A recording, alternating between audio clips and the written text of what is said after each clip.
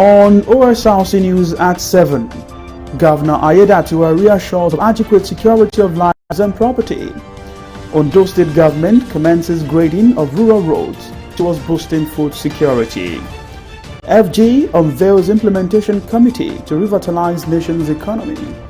And from the foreign scene, Brazilian government imposes new entry restrictions to curb illegal immigrants.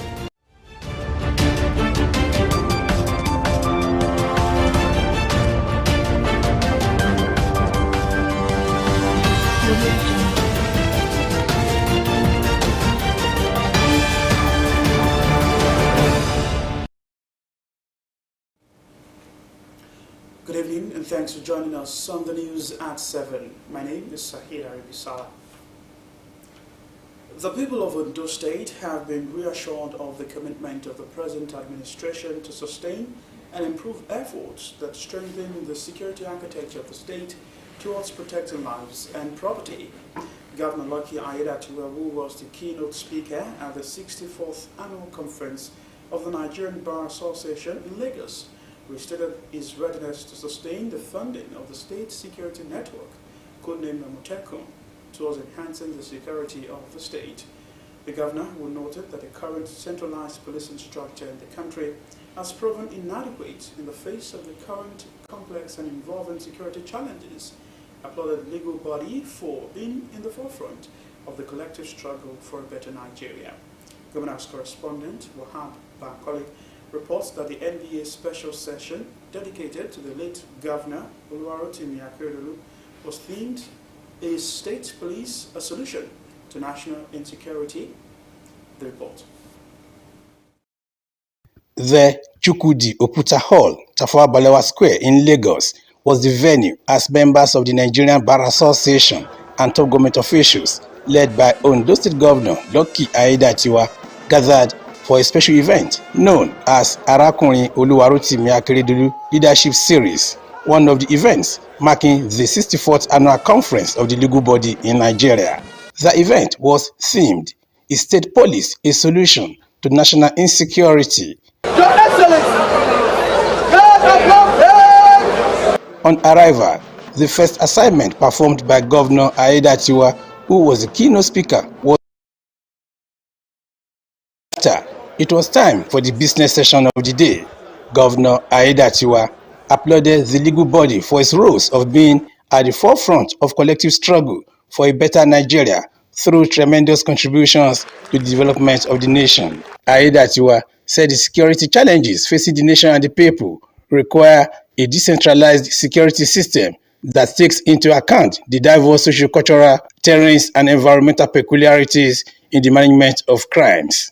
Seek your indulgence for a moment of silence for so many remembrance for our beloved governor, our report of SCNCUL, true visionaries of wayfaring, commitment, safety and security of our people.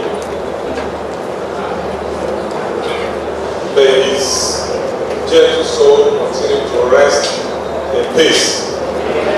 We can say state policing is part of the solution to our insecurity. I can go back and say it's a solution, though not the only solution to insecurity in Nigeria. Let us rise above the challenges and embrace the promise of state policing. As the promise said, you can see the success of America.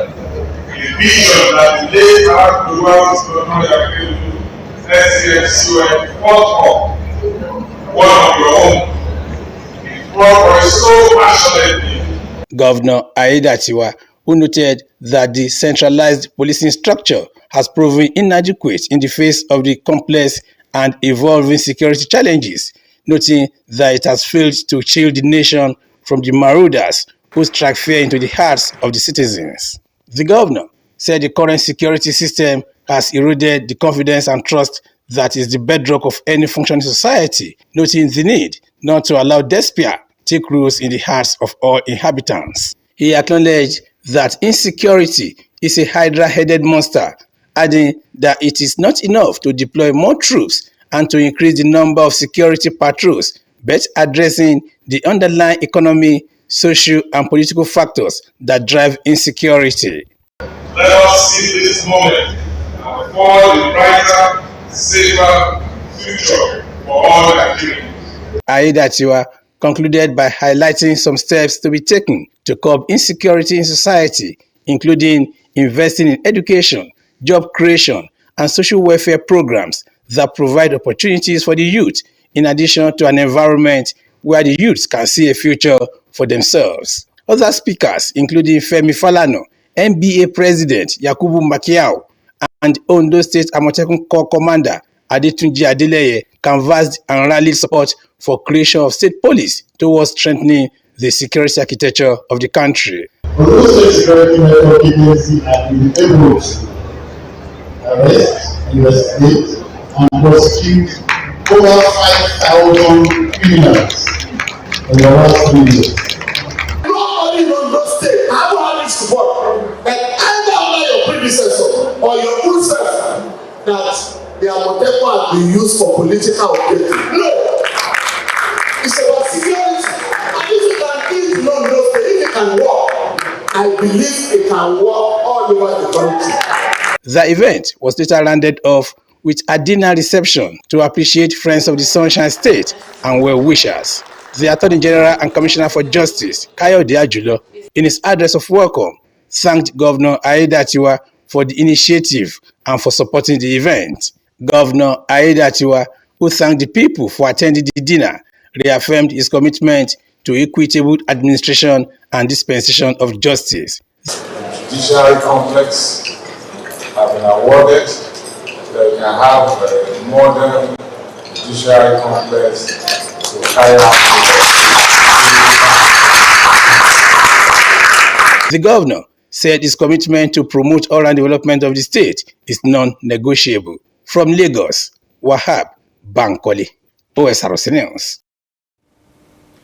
Ondo State Government has commenced grading of 25 kilometers of rural roads at Benin Owena Multipurpose Dam, Igbaroke, Federal Local Government Area.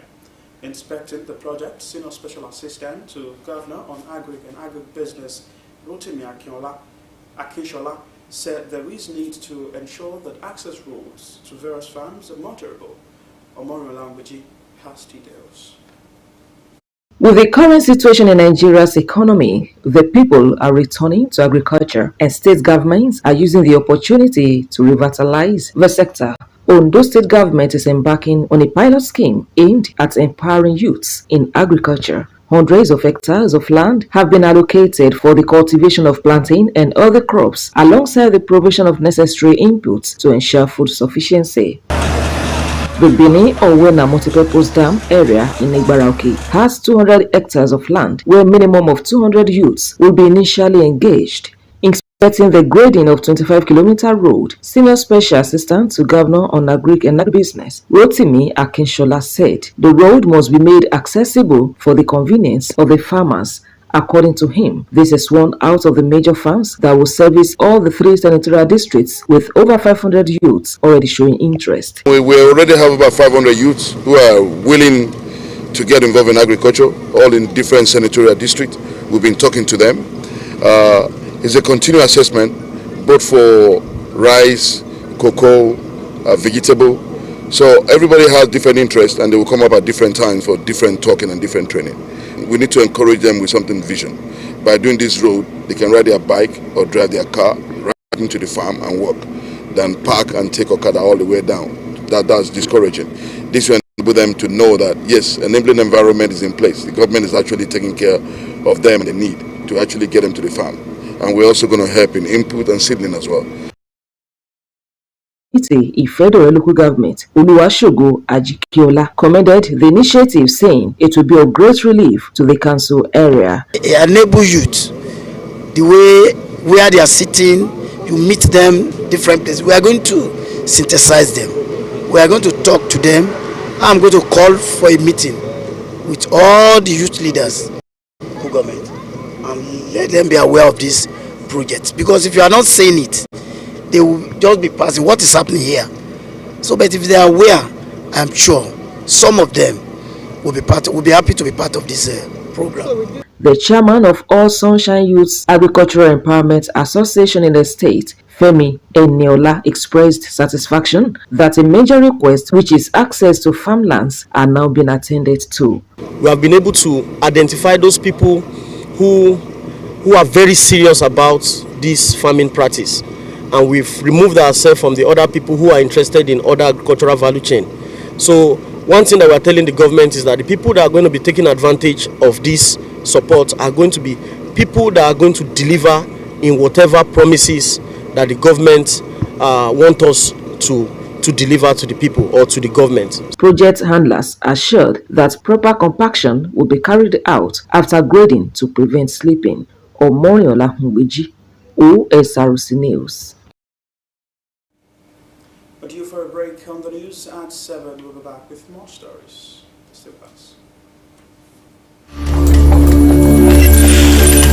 Ambition. My G, for our ambition, we go hard. We go day night till we make it. We go hard till we find that perfect beat. The perfect beat, the one the world will put on repeat. So we chase greatness in every moment, making every naira count. We put out content after content till it's comment after comment.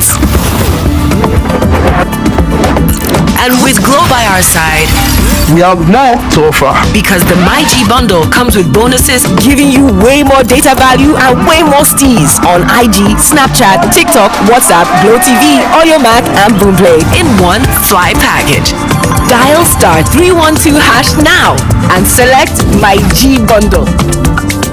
Glow Unlimited.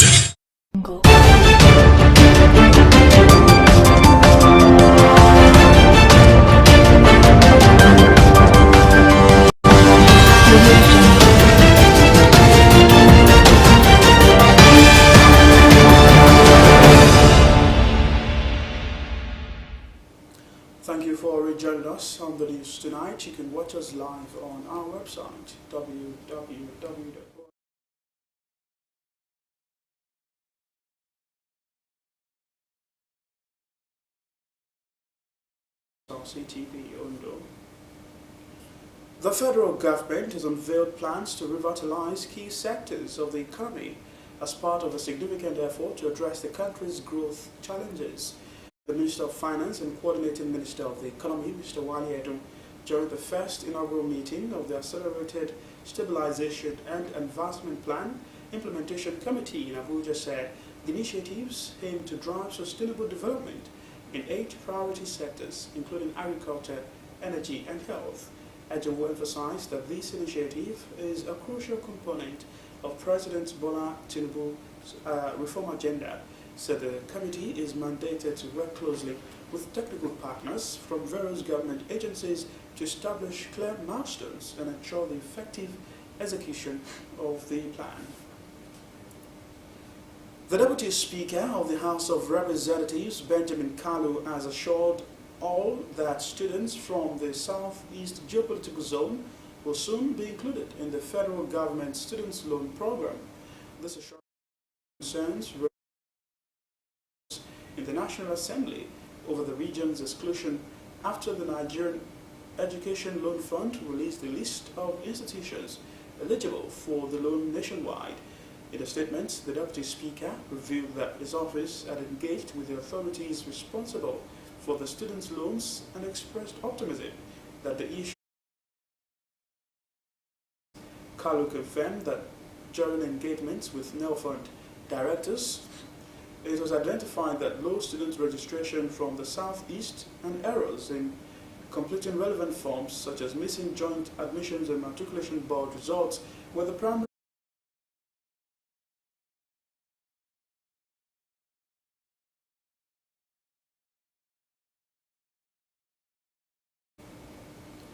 Minister of Transportation Ahmed Al-Khali has criticized the original design of the Kuba train station in Abuja, noting that without an escalator, it is for individuals with disabilities and the elderly to access the train services.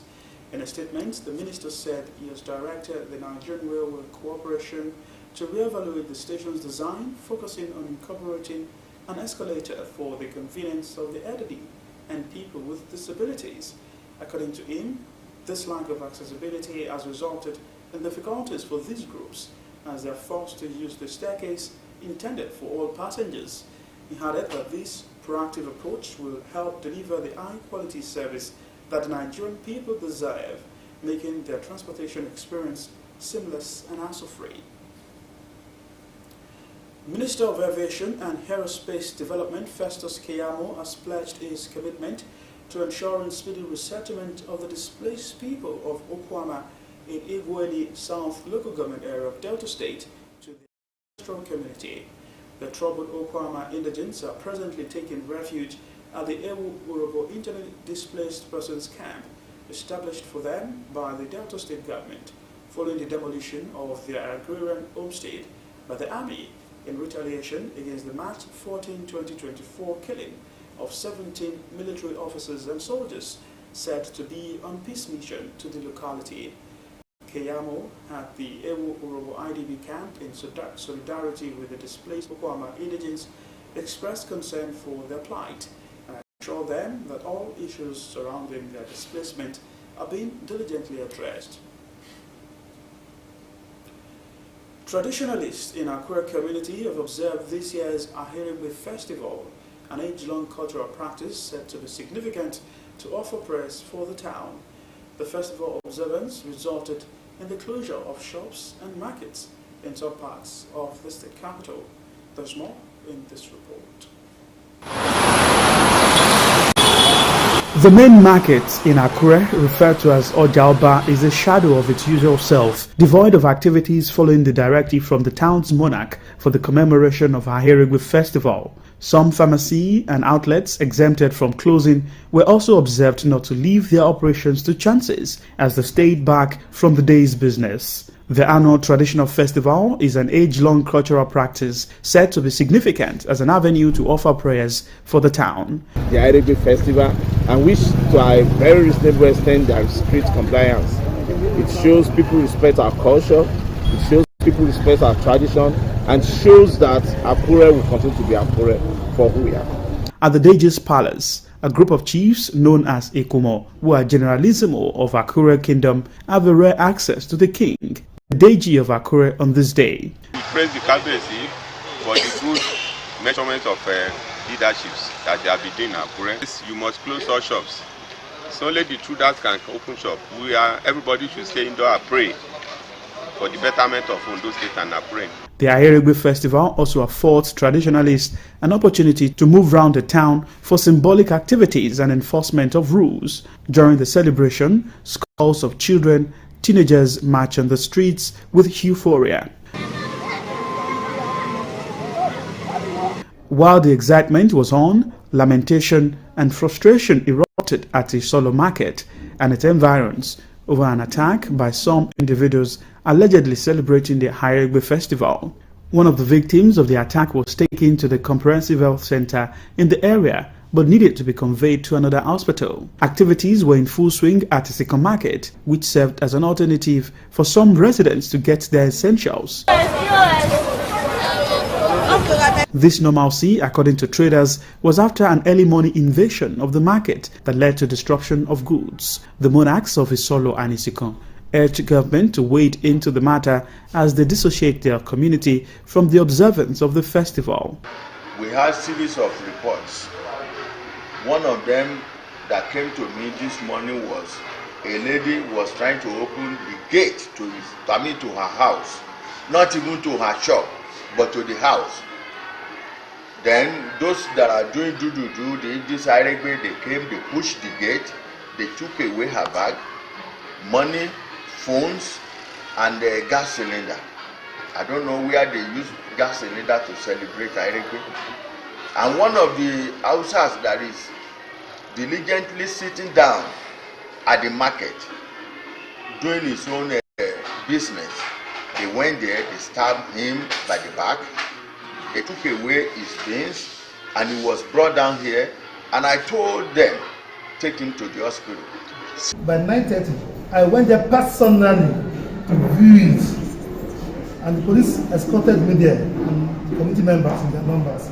We saw it there, and we pleaded that they should remain calm, because this festival and other festivals, the state government of Ondo State had made a white paper 2022 ESCO decision that any festival at anywhere in the community of Ondo State, the market in front of the Upper Palace should be closed alone, and the government must sought the permission approval from the state, and the surroundings should be closed. If they want to close something, it's not my business, not my problem.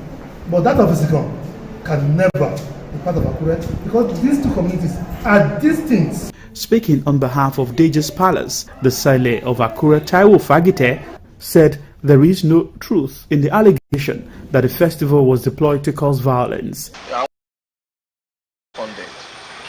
want to say those allegations are baseless. I want to say those allegations are figment of those that are trying to propagate it. You see, some people felt they can hide under the gaze of Irebe to cause disaffection in Akure. And I want to say that we will not allow that. While those who continue to count their losses hope for a succor, the essence and benefit of the festival, the adherents are optimistic will push Akure to a high pedestal. Sahid Aribisala, Osrc News. The Independent Corrupt Practices and Other Related Offences Commission has resolved to utilize the major local languages in its public enlightenment campaigns for Nigerians to shun acts of corruption. Chairman ICPC Musa Aliyu said this during a courtesy call on the Oyo State Governor at the Governor's Office, Ibadan. According to ICPC boss, the use of local languages in preaching against corruption is aimed at educating as well as galvanizing Nigerians on the need to fight corruption. Speaking on the other mandates of the Commission, Aliyu said the ICPC has come up with an anti-sexual harassment policy for tertiary institutions to deal with sexual harassment in the nation's higher towers. The Osrc State government has confirmed that 2 cases of monkeypox had been recorded in Ilesha West local government area of the state. The State Commissioner for Health, Mr. John Akinola, who confirmed the development, said the 2 cases are male, aged 5 and 25, and are currently on admission at the State Hospital in Ilesha West. The Commissioner, during a meeting of the Mpox Emergency Operations Center, PILA, held in Osogbo, the state capital, urged residents not to panic as they assured them that the government is actively managing the situation. The World Health Organization says it needs $87.4 million for more than 6 months to work with countries, partners and other stakeholders to contain the current outbreak of Mpox. The World Body said in a statement that the fund would be used to implement critical activities outlined in the Global Strategic Preparedness and Response Plan released on August 26. It stated that the response plan is a comprehensive framework developed by the World Health Organization to guide global response to Mpox, emphasizing surveillance, research, equitable access to medical countermeasures, and community empowerment. WHO therefore called on donors to urgently fund the full extent of the Mpox response to prevent further spread and protect those at risk. Brazil has imposed new rules restricting the entry of travelers who have been taking advantage of its no-visa transit policy. Police say the country is being used by criminal organizations as a new trafficking route to illegally enter the United States and Canada. Victor Akinsulure has details.